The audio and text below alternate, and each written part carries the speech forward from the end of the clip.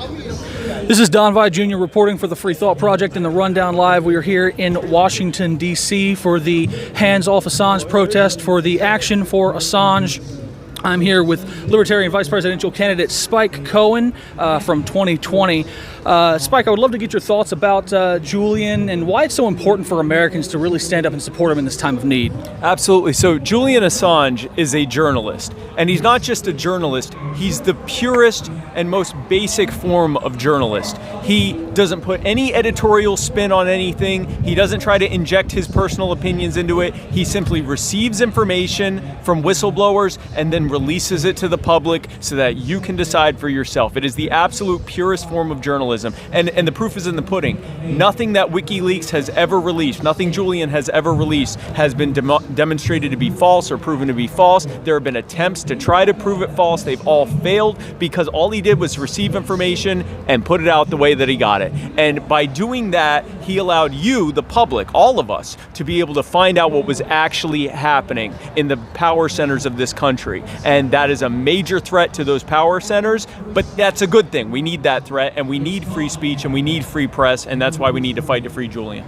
Absolutely, absolutely. And I find it so fitting that today, October 8th, is the day after the 21-year anniversary of the invasion, the illegal invasion of Afghanistan. And WikiLeaks did such an amazing job of exposing so many of the war crimes and the atrocities and the real reasons why this country went to Afghanistan. Yep. Would you care to speak on that? Absolutely. I mean, when you think about it, even for people who thought that going to Afghanistan and also to Iraq, that those were just causes and that we should have done that. At the very least, when you saw what WikiLeaks released, when you saw that they showed the wanton abuse and of human rights and the outright murder of civilians, at the very least, the general public could look at that and say, at the very least, this is being done wrong. We shouldn't be doing it this way. And it led many people to question whether we should have been there in the first place, which again is why they're going after him.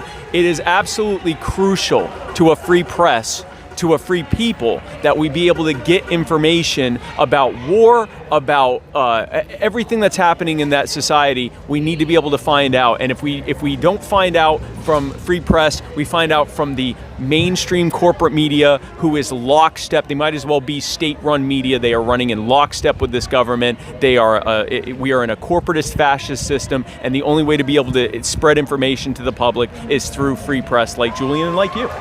Oh, thank you very much. Because one thing about the corporate press that I find interesting, is essentially the only truthful thing they ever published about Afghanistan was the fact that the Bush administration already had plans to invade Afghanistan prior to 9/11. So that entire pretext of, we have to go as a response to 9/11 is bunk. The BBC and The Guardian both reported documents that the Bush administration had already planned military action in Afghanistan prior to 9/11, and it just established a pretext, not to mention that the Taliban had already decided to, or wanted to, hand over Osama bin Laden to the U.S., and the Bush administration refused to negotiate with them, which could have saved thousands of American lives and literally trillions of taxpayer dollars that could have been used helping us here at home. So I'm glad you brought that up. The Taliban, Mullah Omar, wanted to get rid of bin Laden, okay? Bin Laden was popular in Afghanistan, but he was Mullah Omar himself, the leader of the Taliban, described bin Laden as a chicken bone stuck in my throat. I can't spit him out and I can't swallow him. He couldn't get rid of him, but he couldn't keep him there. And he couldn't get rid of him because he was popular. He had the politically expedient opportunity to negotiate to hand him over to the United States and say, listen, the United States was going to bomb us if I didn't hand over bin Laden, and he just did this terrible thing on 9/11. I had to do it. His opening round of negotiations to the United States government, Mullah Omar, the Taliban, said, we will release bin Laden to a third-party country to be tried for his crimes if you show us the proof that he did it. It could have been very easy for the Bush administration to say, listen, we'll give you the proof, but you got to hand him over to us, and maybe grease their pockets with a new bridge or dam or something like that. It would have cost far less than the trillions that ended up being spent over there, and we would have gotten him easily. But that's not what they wanted. And the reason that they did did it is because this had nothing to do with fighting back for 9/11 or getting revenge or justice or making Americans safe or anything else. It was about one thing. It was actually about two things. It was about enriching the military-industrial complex and getting politicians to have more power by making you scared and taking your freedom so that they can have more power. And that's exactly what it was about. And again, I know I keep saying it, but without free press, we don't find any of this stuff out. We don't know, we're kept in the dark, and that's what every dictatorship needs, is suppression of information. It's why we have to fight, not just for Julian, but for Edward Snowden, for Reality Winner, for Chelsea Manning, for everyone who has been involved with releasing information, whistleblowing to the general public, and letting us know what's happening. Precisely, is very well said. That's exactly why fighting for Julian Assange is so crucial at this time. The man is facing 175 years, the rest of his life in prison, should he be extradited to this country where we know he will not receive a fair trial, which is why what makes today and days like it so powerful to see this outpouring of support for Julian, not only here, but around the world. We see protests in London. They've surrounded the Parliament building. In Melbourne, Australia, Victoria, Toronto, Denver, Seattle, Rio de Janeiro, Brazil. All over the world, people are standing up to free a journalist who has been wrongfully imprisoned for telling truthful information about what the ruling class does not want you to know. Spike, I want to thank you for joining me today. Do you have any final thoughts? Honestly, you gave them. No, I just, when you consider the fact that I'll reiterate something that I set up in the speech today. The people that are here, you can't see it from here, but there's hundreds of people here. I have to move it just so people can see. That's just one corner from this protest. There are hundreds of people. I'm sorry? Would you like one? Sure, thank you. Thank you. Thank you very much. There are hundreds of people here from around the country, some of them from other countries, every walk of life across the political spectrum. You got libertarians here, you've got communists here, you've got Jill Stein, who was the Green Party presidential candidate in 2012 and 2016 spoke. I spoke. We had a Black Panther reverend speaking. People of every single walk of life and across the political spectrum united for this. And the reason we are is because Julian Assange, we've been told that Julian Assange was helping the dictatorships of the world. Julian Assange was trying to stop the US from becoming a dictatorship. And that's why they're fighting him, and that's why we have to fight for him. And if they won't let him free, then we need to replace these monsters with people who will. Absolutely, I agree. Spike, thank you very much for joining me. Thank you. You have a wonderful day. You too. Donvi Jr., RundownLive.com, TheFreeThoughtProject.com. I'm here with former UN Weapons Inspector Scott Ritter, who just gave a fantastic speech at the Julian Assange, Hands Off Assange Rally for Action for Assange. Scott, would you care to give us your thoughts on why it's so crucial for Americans to speak up to defend this journalist who has been so unjustly incarcerated? Well, I think it's important not just to defend, Julian Assange. That of course, from a human perspective, is absolutely critical. But this is about defending what America stands for, which is, frankly speaking, bigger than any single individual. It's about the collective of not just the present generation, but all generations that came before us and all generations that are to come. Free speech is the cornerstone of American democracy. Without it, we don't function as a democracy. And what's happening to Julian Assange, Americans should understand, isn't about the United States persecuting, not just prosecuting, but persecuting a foreign national. It's about the United States launching a frontal attack against free speech. The United States being afraid of the truth. Because what Julian Assange is guilty of is simply exposing the truth of a bodyguard of lies that have defined American foreign policy and national security policy for several decades now. And as Americans, we should all be deeply grateful for the work that Julian Assange did, because without him, we wouldn't be aware of what's being done in our name overseas by people in our military whom we fund with our taxpayer dollars, who ostensibly support, or took an oath to support our Constitution, but they're acting in a way that deviates from the rule of law that's supposed to define us as a people. I mean, this is a big deal. And if we remain silent on Julian, then that means we're going to remain silent on anybody and everybody. We live in a day and age right now where truth is no longer appreciated, where we've become so polarized as a nation that we forget that the foundation of democratic principles are built upon the notion that people who disagree can get together and have a debate, a discussion, a dialogue in a civil manner to hash out their differences. And that what makes this work is that we don't silence anybody. We encourage everybody to speak up. Everybody's voice needs to be heard, especially if their voice is highlighting fact-based data. The alternative is disenfranchisement. The alternative is the cancel culture, getting banned on social media, being blacklisted on mainstream media, and frankly speaking, nowadays being targeted for assassination. We have several Americans, including myself, who have been placed on an assassination list by the Ukrainian government. That list is funded by U.S. taxpayer dollars that were allocated to Ukraine by Congress passing a public law, 117-128. And I'll just leave it with this. The Constitution of the United States, the First Amendment, prohibits Congress from passing any legislation that abridges the free speech of Americans. But if Congress can pass legislation that gives a foreign country the powers that they aren't allowed to have to suppress free speech in America, then we're sunk as a nation. The way to solve this is to get down to first principles. Free Julian Assange. Stop the prosecution. Stop the attack on free speech. Stop the attack on truth. Absolutely. Thank you very much for joining me today, Scott. Thanks. You have a wonderful day. Don Vi Jr. reporting for the RundownLive.com, the FreeThoughtProject.com. I'm here with the editor-in-chief of Antiwar.com, Dave DeCamp, in Washington, D.C. for the Hands Off Assange rally to defend Julian and demand his immediate release from the unjust incarceration in Belmarsh prison. Dave, would you care to give us your thoughts on why it's so important for people to stand up for Julian right now?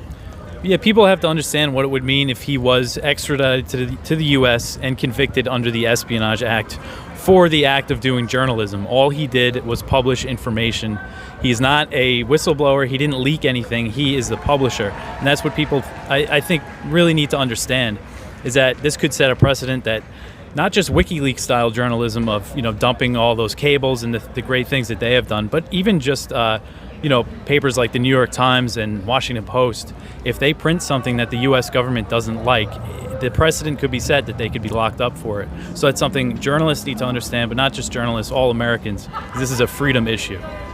Absolutely, and that's the point that many speakers have made today, is that it starts with Julian, and in many ways we've already seen unprecedented censorship of the independent media that began with criminalizing the publishing of truthful information when Julian was so unjustly, originally he was incarcerated in a way in the Ecuadorian embassy. He was sequestered, unable to leave without the ability, under his own volition, without the threat of becoming arrested, until eventually the United States stripped his political asylum from Ecuador and threw him into a maximum security facility in Belmarsh, where he has since been treated like a terrorist for telling the truth. And I made this point with Spike Cohen, and I figured you would have some comments on this. It's just so fitting that today, being the day after the 21-year anniversary of the illegal invasion of Afghanistan, and what WikiLeaks did to expose the truth of what the American empire was doing over there, the massacre of civilians, the pillaging of Afghans' resources, with the full knowledge that the Bush administration had planned to invade the country or some form of military action prior to 9/11. Therefore, the excuse that it was in response to 9/11 is completely defunct. What are your thoughts on this, and how WikiLeaks has played such a pivotal role in exposing the truth of the brutality of the American empire? Well, yeah, I mean, that's why WikiLeaks is so important, because it exposes the real reasons why they launch wars. It's not because they care about people or want to spread democracy. It's because they want to, control the world and be the global empire. And part of that is controlling the information. And that's why the case of Julian Assange is not just important for Americans or people in the UK where he's being held. He's an Australian citizen, and it will also set a precedent that the US empire could grab any person from any country that they want and throw them in prison for putting out information that they don't like. And that's why I think right now we need WikiLeaks-style journalism, a WikiLeaks-style dump to understand the U.S. government's policies toward Ukraine and Russia, to reveal that they don't care about Ukrainians, that they just want to prolong the war to make money and keep power.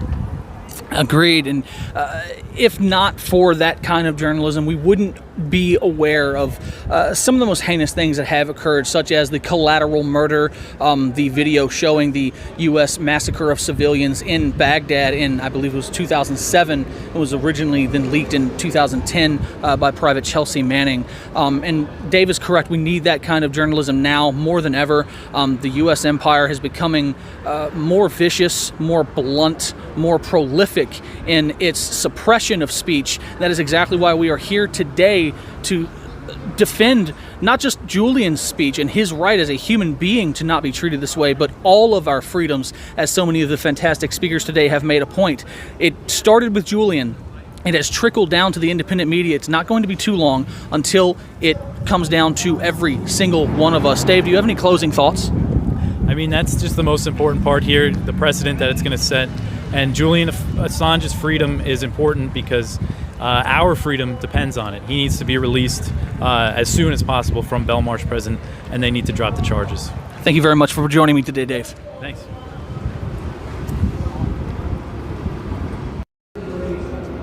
Don Vi Jr. reporting for the Free Thought Project and the Rundown Live. I'm here with independent journalist and filmmaker Dan Cohen in Washington, D.C. for the Hands Off Assange rally by Action for Assange, defending Julian Assange, the journalist unjustly imprisoned and persecuted for the publishing of truthful information. Dan, would you care to give us your thoughts why it's so crucial for people to stand up for Julian and all of free speech in this such a pivotal moment in history? Well, Julian Assange represents the punishment, the torture of Julian Assange represents everything wrong with the United States government and U.S. empire, because his crime is telling us the truth about how it works, about how our ruling class maintains its dominance over every aspect of our lives, how they run their wars abroad and create disinformation in order to sustain those wars, and so whether it was through Cablegate, the seeing kind of the inner workings of U.S. empire through what we learned about the surveillance state that has become so incredibly prominent in our lives. Assange exposed those, and he never got anything wrong. He's never had to retract anything, unlike the New York Times, unlike the Washington Post, unlike all of these outlets that have sold us so many deceptions that have paved the way for wars and continue to do so today. And as we're on the precipice of what Biden just called Armageddon, of a nuclear war with Russia, a superpower, which threatens all of humanity, that it really kind of symbolizes the moment we're in, this extreme punishment, torture of Assange. So it's important that all of us speak up, not only in the United States but around the world, because we're all subjects of the U.S. empire. And Julian Assange is not a citizen of the United States, but they want to charge him with treason as if he's a traitor. So it just shows how the U.S. views everybody in the world. So that's why it's important. Yeah, very well said. And it's so important what WikiLeaks has exposed, because as you mentioned, the New York Times has made several retractions. WikiLeaks is the only organization who has never issued a retraction, never had to issue a retraction, proven in a court of law to have never published a false piece of information. Unlike the New York Times lying about weapons of mass destruction in Iraq, lying about the chemical attack in Syria that has led to the occupation and pillaging of an innocent nation that never asked for the United States to be there in the first place. It was Julian Assange and his organization that revealed the truth about what this country has done and continues to do. And as so many have said today, we should certainly be searching for WikiLeaks-style revelations about what is going on in Ukraine, as the United States, for those that have followed my reporting know, has constantly lied about what is actually happening on the ground in Ukraine, as opposed to the propaganda proliferated through the U.S. corporate media apparatus. Dan, do you have any final thoughts on today's proceedings and the fantastic turnout we've seen? Well, it's really inspiring to see so many people who've come from all over the country to make their voices heard, to resist, and to not stay silent in the face of such inhumane punishment and torture and the slow murder of Assange, who I think is the most important journalist in the world. And so, we know that there are similar actions in different cities in the United States, and in London, people are surrounding hand in hand the parliament. And so, this is really a global movement for freedom and for freedom of speech, for freedom of the press. And it's just great to see such a huge turnout here. Absolutely, I concur. Thank you for joining me today, Dan. Thank you.